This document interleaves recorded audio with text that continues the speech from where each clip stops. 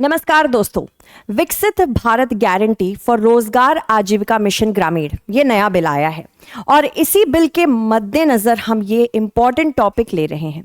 ये particular bill किस प्रकार से मनरेगा को समाप्त करने आया है और 125 दिन का रोजगार देने आया है, सारी चीजें मैं बताऊंगी, नोट डाउन करते जाइएगा, ठीक है। तो सारा जो इस समय चैलेंज आया है वो महात्मा गांधी के नाम से हटने से भी आया है कि आप महात्मा गांधी के नाम को कैसे हटा सकते हैं। हालांकि ये जो बिल है इसके बारे में पहले हम डिस्कस करेंगे, इसको डेफिनेटली हम देखेंगे।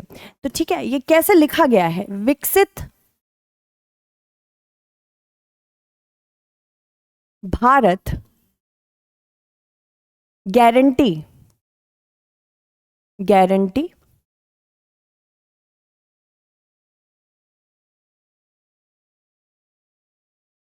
और रोजगार आजीविका मिशन ग्रामीण किस प्रकार से अलग है, तो इसको इंग्लिश में कैसे लिख रहे हैं? विकसित भारत जी राम जी, ठीक है। ये क्या है वो मैंने आपको बता दिया है। ये क्या है बेटा? सबसे पहले क्या पे नजर आएगी हमारी, ये क्या है? ये ग्रामीण क्षेत्र में आजीविका सृजन करने की योजना है,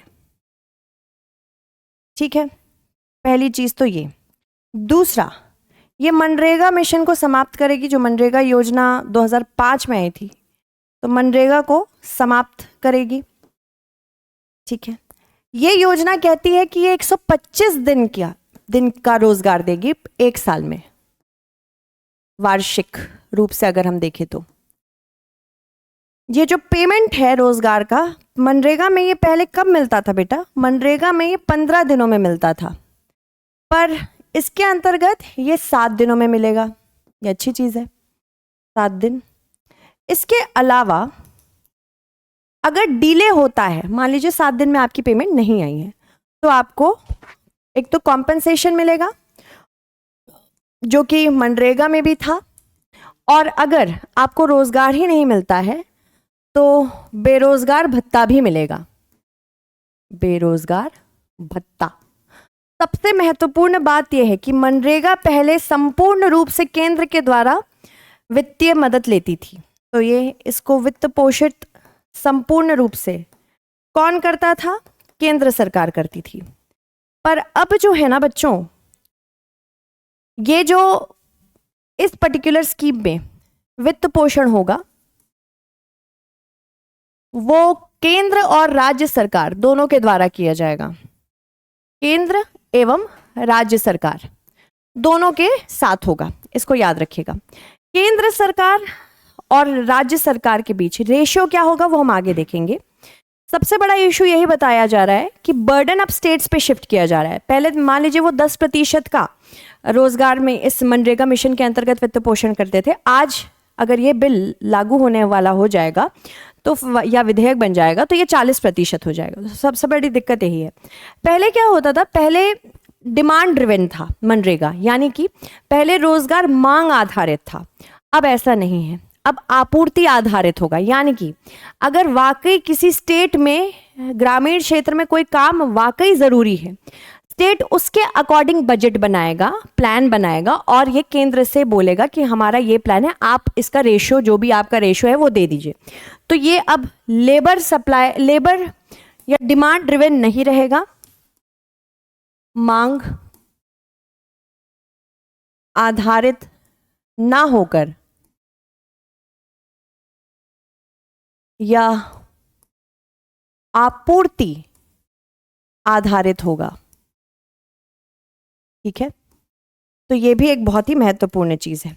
इसके कुछ प्रॉब्लम्स भी हैं, वो भी देखेंगे। इसमें सबसे महत्वपूर्ण एक चीज है कि 60 दिन का एक पॉज पीरियड भी होगा। 60 दिवस का पॉज पीरियड। पॉज पीरियड क्या होता है? ये एक ऐसा समय होगा जब कृषि क्षेत्र में लेबर की कमी रहती है और इस समय सोइंग और हार्वेस्टिंग होती रहती है। तो सोइंग और हार्वेस्टिंग को मद्देनजर रखते हुए यहाँ पे इस योजना के तहत अन्य रोजगार नहीं, ये एग्रीकल्चर में जो लोग लगे रहेंगे वो उसी में लगे रहेंगे। तो हर स्टेट का अलग अलग हो सकता है, कोई दिक्कत नहीं है। मनरेगा 20 साल पहले आई थी, 20 साल पूर्व आई थी, ये 100 दिन देती थी रोजगार, पर ये 125 देगी जो नई आई है। इसके अलावा अकुशल मजदूर, ये भी अकुशल मजदूर पर ध्यान केंद्रित करेगी। राज्यों द्वारा सामग्री लागत, प्रशासनिक खर्च और बेरोजगारी भत्ता वहन किया जाता था। सूखा आपदाओं या फिर आदिवासी व वनवासी क्षेत्रों के लिए अतिरिक्त कार्य दिवसों की अनुमति होती थी। मजदूरी 15 दिनों के भीतर भुगतान की जानी चाहिए, देरी पर मुआवजा मिलता था। मांग आधारित योजना थी, अब आपूर्ति आधारित होगी, जिसकी वजह से रोजगार में कमी डेफिनेटली देखने को हमें मिलेगी। अगर हम बात करें वीबीजी रामजी बिल 2025 की, जैसे मैंने आपको ये सारी चीज़ें तो बताई हैं, ये मैंने आपको बताया है कि अगर 125 दिन भी ज़्यादा सही नहीं पड़ रहे हैं और किसी क्षेत्र में सूखा है या फिर आदिवासी वनवासी परिवार है, तो वहाँ पे एक्स्ट्रा डेज ऑफ वर्क भी दिया जा सकता है। जैसे कि मैंने बताया, साझा वित्त पोषण होगा, वो किस आधार पर होगा? अगर नॉर्थ ईस्टर्न या पूर्वोत्तर भारत के राज्य है तो 90:10 का रेशियो रहेगा, 90 सेंटर के द्वारा और 10 स्टेट्स या नॉर्थ ईस्टर्न स्टेट्स के द्वारा। अन्य विधानसभा युक्त राज्य में 60:40 का रेशियो होगा। विधानसभा युक्त नहीं वाले केंद्र शासित प्रदेश 100% के होंगे और पूर्ण केंद्रीय वित्त पोषण के साझा वित्तीय उत्तरदायित्व की ओर बदलाव हो रहा है। इसके साथ साथ अगर हम बात करें मानक की, तो केंद्र राज्यवार वार्षिक आवंटन की घोषणा करेगा, यानी कि जो बजट आएगा, एलोकेशन मांगा जाएगा स्टेट से, स्टेट ही प्लान बनाएगा, उसके आधार पर दिया जाएगा। आवंटन से अधिक अगर व्यय होता है तो राज्य सरकारें उसकी जिम्मेदारी उठाएंगी, तो ये भी एक बहुत महत्वपूर्ण चीज़ है। बुआई और कटाई के दौरान जो 60 दिन होता है, वो 60 दिन का रोजगार विराम दिया जाएगा, ताकि कृषि क्षेत्र में किसी प्रकार से लेबर की कमी ना हो। इसके अलावा मजदूरी 15 दिनों के बजाय अब 7 दिन में आएगी। अगर 7 दिन में नहीं आएगी तो कॉम्पनसेशन मिलेगा और अगर नहीं मिलती है तो बेरोजगारी भत्ता दिया जाएगा। अधिक रोजगार से सृजन होने वाला है 25 दिनों का। हालांकि सबसे बड़ा चैलेंज ये है, यहाँ कहा जा रहा है कि मनरेगा के अंतर्गत ही 100 दिन नहीं पूरे हो पाते हैं, तो इसमें 125 कैसे कर पाएंगे? तेज आय प्रवाह होगा, साप्ताहिक भुगतान की वजह से वित्तीय अनुशासन बढ़ेगा क्योंकि स्टेट्स खुद बजट बना के देंगे, तो ये भी महत्वपूर्ण है। इसके अलावा बेहतर योजना बनाई जाएगी, पूर्वानुमानित आवंटन से कार्यान्वयन में सुधार होगा। इसी के साथ साथ कृषि समर्थन भी मिलेगा, स्पेशली चरम कृषि अवधि में श्रम उपलब्धता। और लास्ट में अगर हम बात करें तो पलायन में कमी आने की बात हो रही है। पलायन में कमी कैसे? अभी रूरल एरियाज में अगर एम्प्लॉयमेंट जनरेट होगा तो लोग भागेंगे नहीं शहरों की तरफ। चुनौतियां भी बहुत हैं। पहले तो अगर हम बात करें राज्यों, विशेषकर जो कमजोर वित्तीय राज्य हैं, उनके ऊपर भार बढ़ेगा। साथ ही साथ 60 दिन के कृषि विराम के कारण यहाँ पे कार्य अवधि में रुकावट आएगी और इसमें आय भी नहीं आएगी। और समन्वय आवश्यकताओं के कारण कार्यान्वयन जटिल मिलेगा। शुरू में किस तरह से प्रोग्रेस होता है वो भी देखने की जरूरत है। कार्य उपलब्धता में क्षेत्रीय असमानताएं होंगी। जितना उत्तर प्रदेश में कार्य बन रहा है, जरूरी नहीं मिजोरम में भी उतना ही हो। तो ये जो डिफरेंस है, इसको कैसे सॉल्व करेंगे, ये भी एक बहुत बड़ी चीज़ है। इसके अलावा अगर हम बात करें आगे की राह क्या हो सकती है, पहली बात तो इंश्योर करना होगा कि अगर आपने 125 दिन की गारंटी दी है तो 125 दिन ही काम हो। यानी कि जैसे मनरेगा में 100 दिन गारंटी योजना की जा रही है, पर कितना दिया जाता है? 50 से 60 दिन मुश्किल से बन पाते हैं। पर अगर आपने 125 दिन दिया है, ये तभी लाभकारी होगा मनरेगा से जब आप 125 दिन की रोजगार गारंटी देंगे।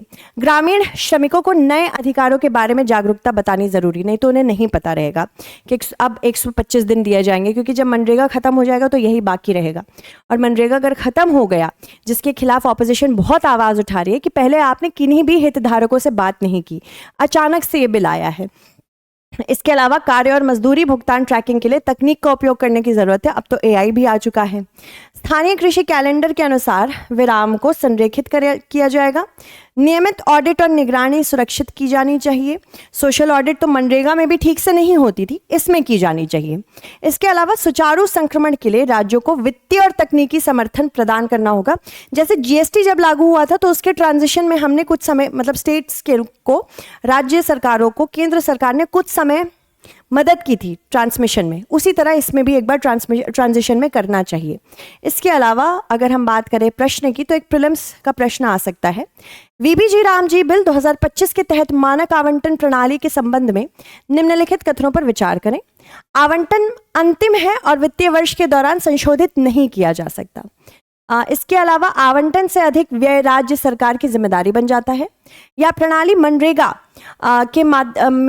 मनरेगा के मांग आधारित लेबर बजट ढांचे की जगह लेती है। तो आपको बताना है इनमें से कौन सा कथन सत्य है। ठीक है, thank you so much for watching this class. ऐसे ही हमारे साथ बने रहें, इसकी PDF आपको टेलीग्राम चैनल पे मिल जाएगी। तब तक के लिए बाय बाय एंड धन्यवाद।